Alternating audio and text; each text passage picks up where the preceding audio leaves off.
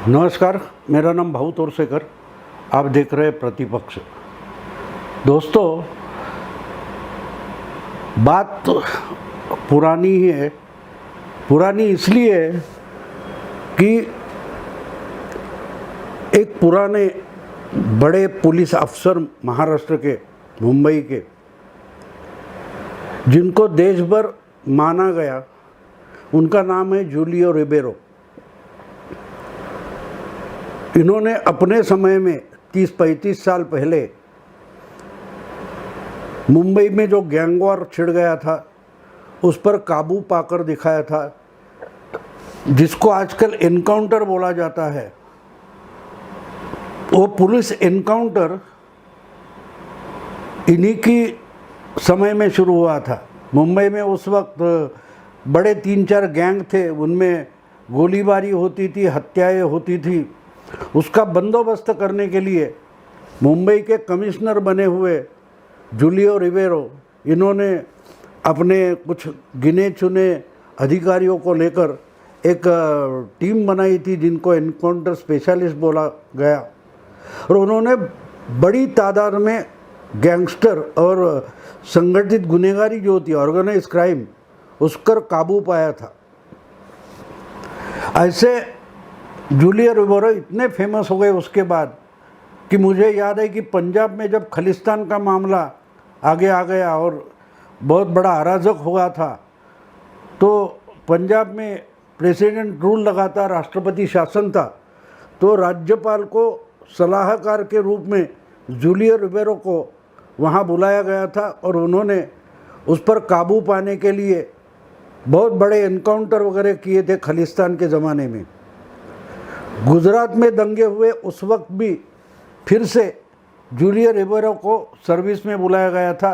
आगे चलकर वो किसी एक देश में हमारे एम्बेसडर बन के भी गए थे। अभी 90 से भी उनकी ज़्यादा उम्र है, 90, 92, 93 ऐसे कुछ उनकी उम्र है। और आज भी वो वैसे एक्टिव है, क्योंकि मुझे उनकी याद इसलिए आ रही है कि 1.5 साल पहले जब अर्नब गोस्वामी पर मामले बनाने की कोशिश मुंबई पुलिस ने की थी, उस वक्त इसी जूलियो रिबेरो ने एक इशारा दिया था, धोखा आगे है ऐसा इशारा दिया था। और मुंबई के जो पुलिस कमिश्नर है उनको भी इशारा दिया था, महाराष्ट्र गवर्नमेंट को भी इशारा दिया था कि भैया ऐसे लोगों से संभाल के रहो। अर्नब गोस्वामी से संभाल के रहो ऐसा नहीं कहा था। जिन पर मुंबई पुलिस एक्शन लेना चाहती थी और मुंबई के और महाराष्ट्र के राजनेता या गवर्नमेंट, महाविकास आघाड़ी सरकार, जिस अर्नब गोस्वामी पर एक्शन लेना चाहती थी कानून की, उस अर्नब गोस्वामी से धोखा है ऐसे बिल्कुल नहीं कहा था, बल्कि जो उन पर एक्शन लेने के लिए उत्सुक है, ऐसे जो परमवीर सिंह नाम के उस वक्त के मुंबई के पुलिस कमिश्नर हुआ करते थे, पुलिस आयुक्त थे, ऐसे अफसरों से बच के रहो, इनसे धोखा है। ये किसने कहा था? ये पूर्व कमिश्नर जूलियो रिबेरो ने कहा था। उन्होंने द ट्रिब्यून नाम के एक पेपर में आर्टिकल लिखा था, यस मैन आर डेंजरस। जो बड़े बड़े अफसर, अमलदार अपने राजकीय आका होते हैं, मालिक होते हैं, उनको चीफ मिनिस्टर की बजाय अपने मालिक समझने लगते हैं और उनसे अधिकाधिक लॉयल हो जाते हैं, तो ऐसे अफसर बहुत डेंजरस होते हैं, ऐसा उन्होंने लिखा था। और उन्होंने बहुत सारे उसके उदाहरण दिए थे कि कैसे राघवन नाम के आगे चलकर सीबीआई के डायरेक्टर बने हुए अधिकारी तमिलनाडु गवर्नमेंट में थे, और उनको जब एमजीआर चीफ मिनिस्टर ने बोला कि भाई एक कोई दूसरा उनका कॉम्पिटिटर आर्टिस्ट है, उसको एक हत्या में आरोपी बना दो, तो उन्होंने इनकार किया था। ये ऐसे सब उदाहरण उन्होंने दिए थे। तो ये कहने की ज़रूरत आज मुझे इसलिए महसूस हो रही है कि आजकल, यानी आज की तारीख में मुंबई के जो पुलिस कमिश्नर है या पुलिस कमिश्नर बनाए गए, वो संजय पांडे बिल्कुल परमवीर सिंह के नक्शे कदम पर चलना चाहते, जिस कारण से आगे चलकर परमवीर सिंह खुद के लिए और सरकार के लिए धोखा बनेंगे, ऐसा इशारा जूलियर रुबेरो ने दिया था। बिल्कुल उसी ढंग से अगर संजय पांडे कुछ करना चाहते या कर रहे हैं तो मानना पड़ेगा कि जो इशारा जूलियर रुबेरो ने दिया था वो सिर्फ परमवीर के लिए नहीं बल्कि संजय पांडे के लिए भी दिया है, और फिर वही चीफ मिनिस्टर, वही गवर्नमेंट है, उनको भी वो इशारा आज भी लागू होता है कि भैया संभालो, अभी भी समय गया नहीं है। जिस ढंग से, ये मैं क्यों बोल रहा हूँ, आपको याद होगा जब अर्णब गोस्वामी को पकड़ने की और घेरने की कोशिश उस वक्त के पुलिस कमिश्नर और होम मिनिस्टर कर रहे थे, अनिल देशमुख और परमवीर सिंह, तो उन्होंने डायरेक्टली कुछ पॉलिटिकल एक्शन नहीं ले सकते, इसलिए ऐसा बताया कि फ्रॉड किया है अर्णब गोस्वामी और उसका रिपब्लिक चैनल है, उन्होंने फ्रॉड किया है। और कौन सा फ्रॉड है, तो टीआरपी का फ्रॉड है। जो टीआरपी निकालने वाली एक संस्था थी बीएआरसी, उसकी जो कंप्लेंट थी उस पर आधारित हम कुछ हजारों करोड़ रुपयों का धपला ढूंढ निकालने वाले हैं, ऐसी बात प्रेस कॉन्फ्रेंस लेकर परमवीर ने बताई थी। और जब पत्रकारों ने पूछा कि भाई आप किसके बारे में बात कर रहे हो, तो उन्होंने रिपब्लिक चैनल का नाम लिया था। लेकिन आज तक यानी कम से कम 1.5 साल होने के बाद भी उस टीआरपी फ्रॉड पर कोई एफआईआर दर्ज नहीं हुआ है, ना कोई कंप्लेंट हुई है, ना कोई कोर्ट में मामला गया है। मामला भूल गए लोग, सब भूल गए।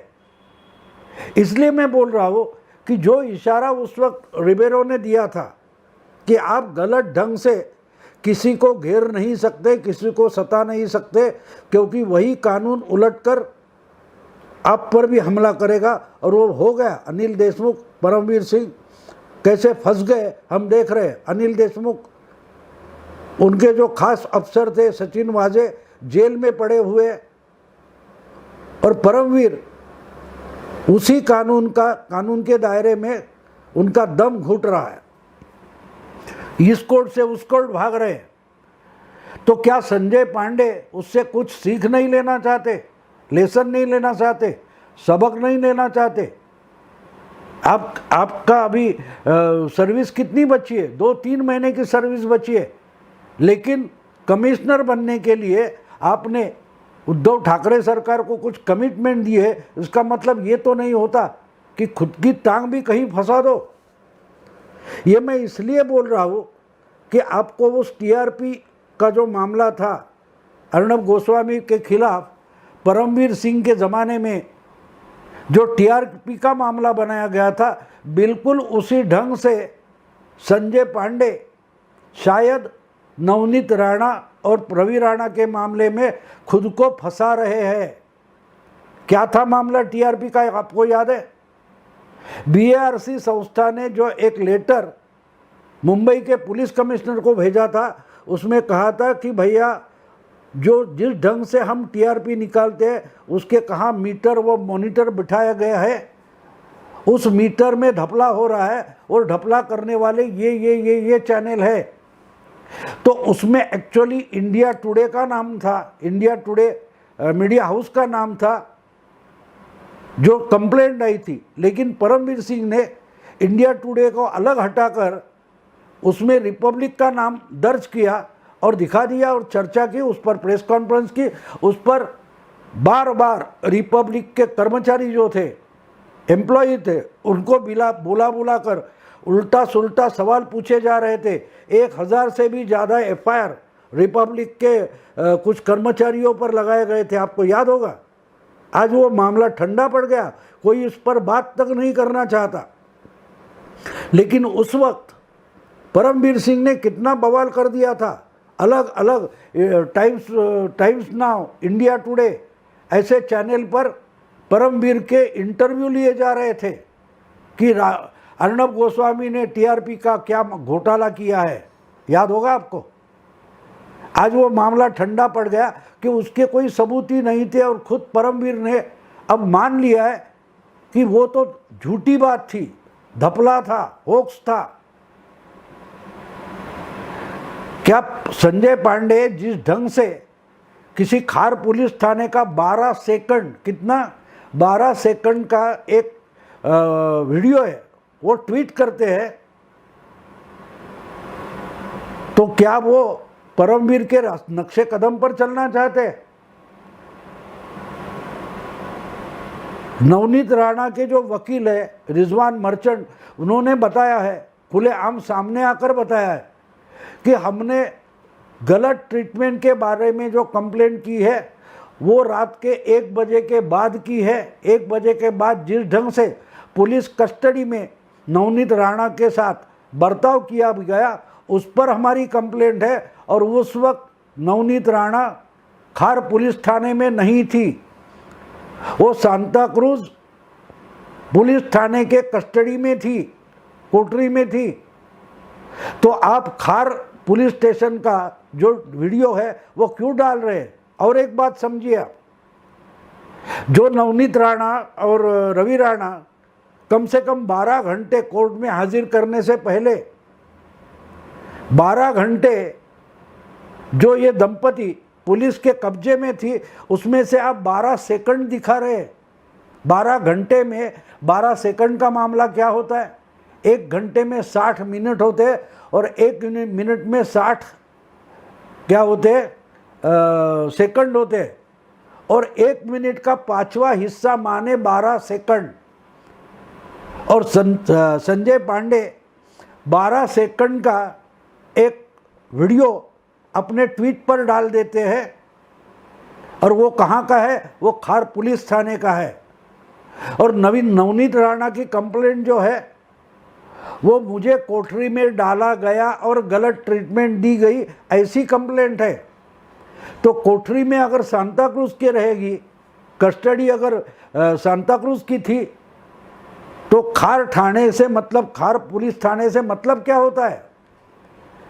नवनीत राणा उनको कोठड़ी में रखा गया, कस्टडी में रखा गया, वहाँ की बात कर रही है, लॉकअप में रखा गया वहाँ की बात कर रही है।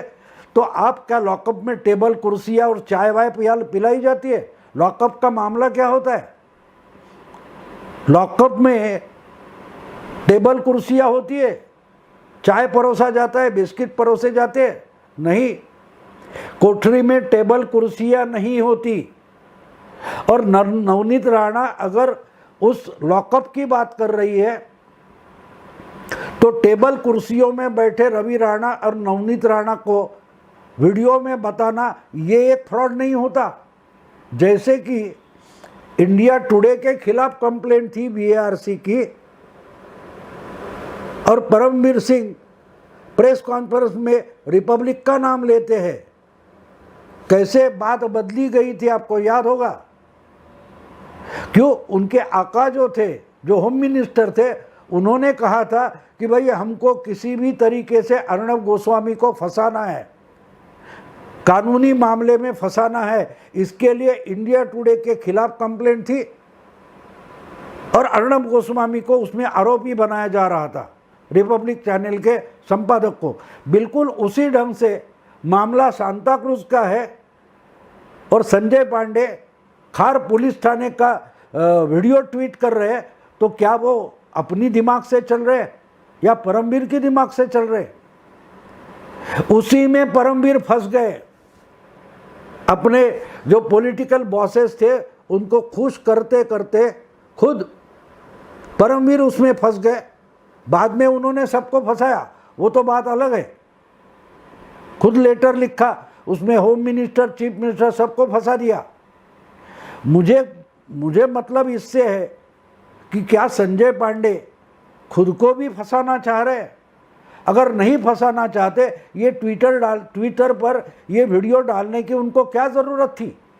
आप पुलिस कमिश्नर हो, आपकी पुलिस ने अगर नवनीत राणा को अरेस्ट किया है, उनको लॉकअप में रखा है, उनको कोर्ट में पेश किया जाने वाला है, तो आपको जो कुछ बताना है वो कोर्ट में जाकर बताइए।